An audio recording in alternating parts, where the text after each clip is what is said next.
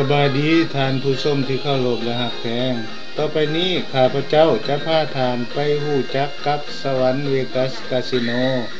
ที่เมืองสวรรณเขตสาธารณรัฐประชาธิปไตยประชาชนลาวสวรรค์เวกัสคาสิโนแม่นบ่อนดินการพนันที่ถูกต้องตามกฎหมายแห่งแรกในเมืองสวรรณเขตคาสิโนแห่งนี้ได้ถูกสร้างขึ้นโดยนักลงทุนชาวต่างประเทศที่ได้รับอนุญาตสัมปทานจากรัฐบาลลาวให้มาลงทุนอยู่ที่นี้เพื่อแน่ใส่ส่งเสริมการท่องเที่ยวและดึงดูดเอานักเล่นการพนันจากประเทศเพื่อนบ้าน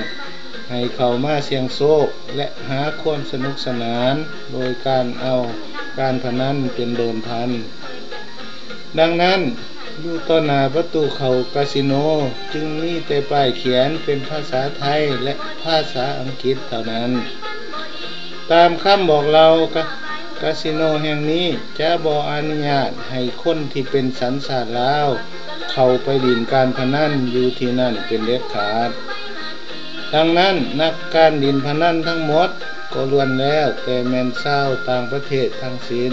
ขอขอบใจ